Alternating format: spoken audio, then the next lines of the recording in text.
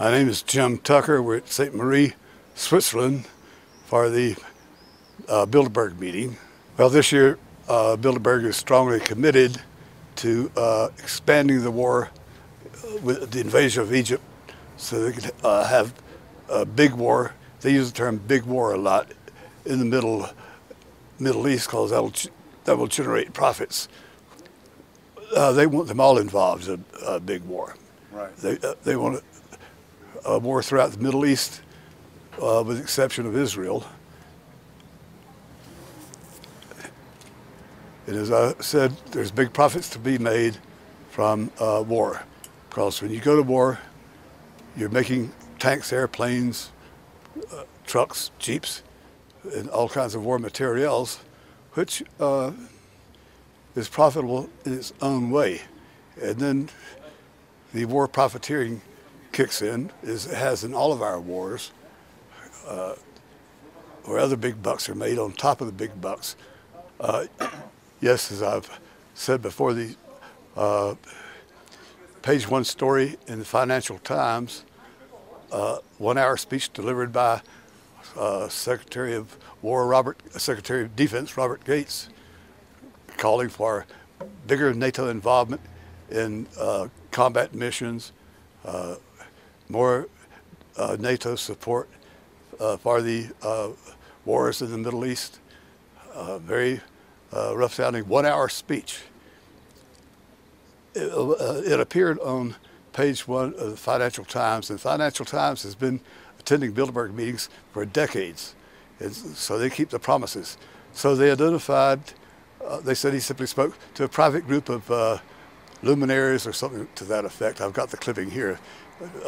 It did not say Bilderberg. He delivered the speech to a private meeting of financial leaders or consultants or some such variation without identifying as Bilderberg. Well, my source said that was exactly the speech he gave, because he was inside there listening to it, maybe got a text. And he said you can depend on, use quotes around wherever he is quoted directly. You can quote him directly. The rest of the story is complete and accurate also, so go ahead and have fun. They intended that to be message get out in a way that would not be traced back to Bilderberg. It was kind of silly for them to think they could do that. Every American, whether he's a civilian shyster or public official, is committing a criminal act by simply being here under the Logan Act. The Logan Act passed shortly after our country was established, 1787, I believe. And it makes it a crime for public officials to meet with private citizens to make public policy behind closed doors. They can do it in the open, where everybody can observe and question, but they cannot do it behind closed doors. The apologists who say, well, that Logan Act was so long ago. Two answers. First of all, if it was passed by the Congress and never repealed, it is still the law of the land.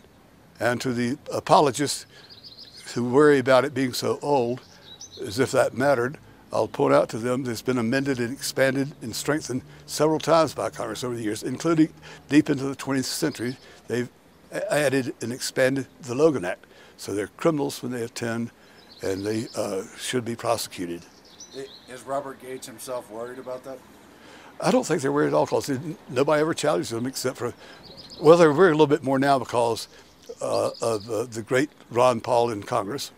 Jim, about the wars, so many countries in the Middle East, dozens of them, have had protests and riots and coups and destabilization.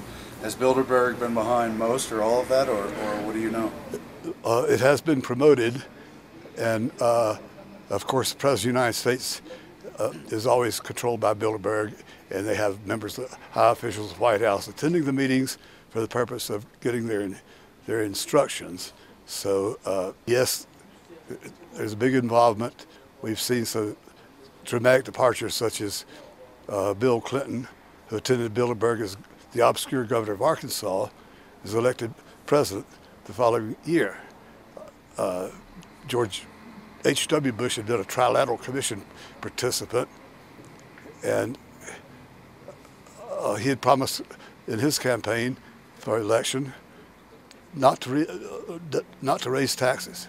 He said he was in favor of the Taxpayer Bill of Rights, which has first been proposed by my publisher and has since become law. Then Bilderberg ordered him to raise taxes. So he raised taxes and lost the election for breaking a very solemn campaign pledge. But Bill Clinton was right there.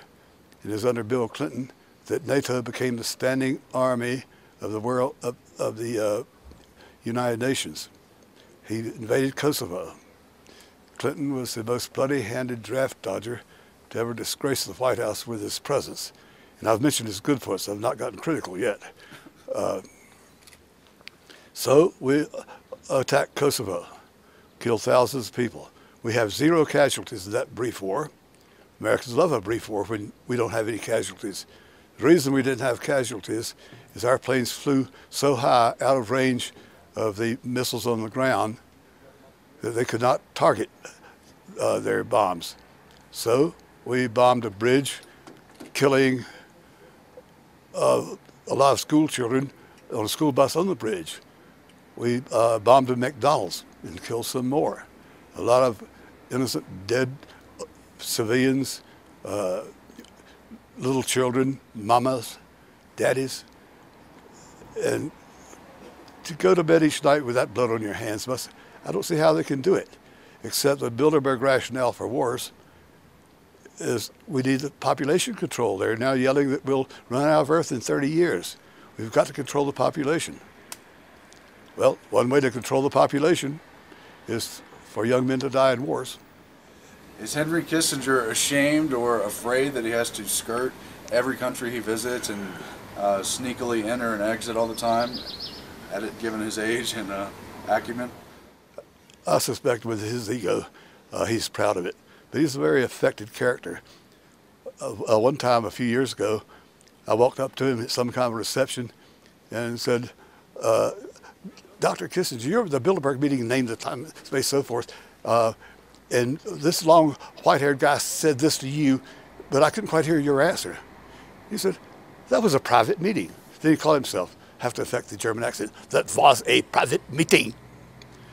Too late though, I caught him on that. He's been here since he was 14 years old, fled Germany under when the Third Reich was being established. His brother, whom I've never met, but people who know him, says his brother speaks English like a native, but he affects that accent for some ego reason, and he's always been Dr. Kissinger. Well, David Rockefeller also has an economic doctorate from one of those snob schools, but he's Mr. Rockefeller, he's not Dr. Rockefeller. Jim, can you talk about how long you've been covering Bilderberg, and what do you think about all the young patriots who are now confronting them wherever they go? It's wonderful. I first started chasing them in 1975. Well, physically in about 1980. We had reporters working on it before, but I wasn't satisfied with their work, so I did it myself. I assigned myself to cover Bilderberg. Yes, it's gotten better every year because when I first started covering those kids, I'd be the only guy there. They always had a low-key story in the smallest local newspaper, preferably a weekly, in whatever town they were in, to explain that these nice guys are meeting, to let the public understand that even though this place is sealed off behind armed guards, it's only good people doing good work. When Bilderberg has a meeting, there's a big publicized economic meeting of some sort with an easy plane ride, helicopter ride. So that's their cover story. They were in town that weekend for this big meeting of financial ministers. And then they came home. Well, before coming home, they go to Bilderberg on Friday night and leave on Monday morning. But that covers their butts as far as being out of Washington or out of Paris or whatever. I think it was at Helsinki. We had learned about the Bilderberg location quite early that year in November. Our subscribers in Europe, and there's very few of them conference because it costs so much to subscribe with the airmail and all the postage rates, long distance postage rates. So there's a tendency for 10 people or 20 people to contribute to the subscription and then share the paper. And one of them wrote back, this is before the age of the internet, it was a matter of just regular mail service, a letter saying, should we alert the local media? Well, I kicked myself in the butt 15 times. I should have thought about that years ago. And the answer was yes. So it was a lot of fun. We got to the airport in Copenhagen, or I think it was, and they're getting off the airplane to jump in their long black limousines with the police escorts for an ego trip to the resort about 20 miles away. And some take the helicopter. But as they get off the plane to head for their limousines or helicopters, they're greeted by a throng of reporters, print reporters and broadcasters, lights flashing, and to see the terror in their eyes was just a lot of fun. How shocked they were to confront the media that way.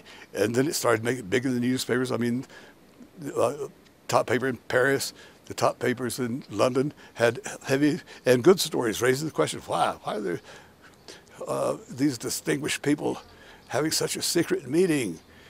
So in every year since then, our lasses in the circulation department would print out a list of all of our subscribers within a 200-mile radius, and they get a letter asking them to alert the local media about Bilderberg. And every year it gets bigger and better. More young people are becoming aware, older patriots too. Can you also talk about two things that happened this year at the same time? The host country challenged their right to meet in the way they do, and yesterday they filmed actual members walking outside the grounds, which you say has never happened. Can you talk about those 2 points? Yes, the walking outside the grounds, I think, for the first time ever. Always before, once they get behind the sawhorses and armed guards, they stay inside. They walk around on some grounds that are far, far away, but none where you could actually speak to them and they could hear you. I think they probably decided that we need to reassure, since we've had all this horrible publicity in big newspapers and little newspapers and big and little, small broadcasters giving such heavy attention, we better make some kind of a public relations move. So we'll walk to this place and we'll smile at them. If they ask a question, then we could give them a sweetheart answer. We'll respond graciously. If not, we will be unable to hear the question and be sorry, maybe a little wave. So I think that was another case of them being forced to do something they would not normally do, to confront the fact that there's such increasing public awareness that a lot of them are in great political danger for even being Bilderberg.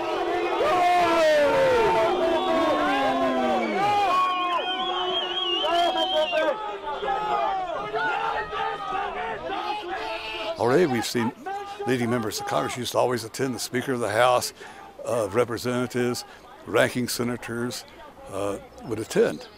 Now they don't dare because they get mail from their own constituents. Their own voters in their own congressional district are in their home state for the senators, saying if you do business with these criminals anymore, we'll never vote for you again. We'll vote for anybody else. And they've been politically frightened out of the ballgame. They're already long gone. And more, I think more are feeling very hesitant, very eager to cover their butts when they come to Bilderberg, like Secretary of Defense not being on the list when the Secretary of Defense always attends Bilderberg from the United States, along with the Secretary of Treasury, who's here, and Secretary of Commerce, other high officials in the administration. I'll tell you, I had the pleasure of talking to Kenneth Clark one time when he was in Washington. He thought he was going to hold a press conference to discuss, I forgot, some international issue. I'm there and I asked the first question. I said, Mr. Clark, you attended the Bilderberg meeting. I had notes in front of me, named the dates, the exact location, and the exact town and country on these dates. Can you tell us what transpired? The other reporters from the New York Times, of course, never heard of Bilderberg, but they get real interested in this. Kenneth Clark's face goes blank. He fumbles around a little bit. Then he started answering questions. I remember him saying, yes, we should have a world government. We will have, this goes back a few years, of course, when they were real optimistic. We will have a complete European Union, a common currency. Then we'll have the American Union, and your common currency will be the Mario. Then we'll have the Asian Pacific Union, and they'll have a common currency. And our grandchildren are going to laugh about the days when we had all these petty little currencies. We have to have a world government so you have peace and all that jazz.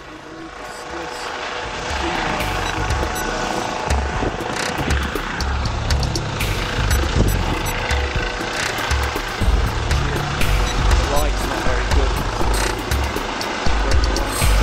Maybe you can see it here. Obviously we're getting high quality video at the same time, which we'll play later. This is streaming live at the moment. And this helicopter on its way.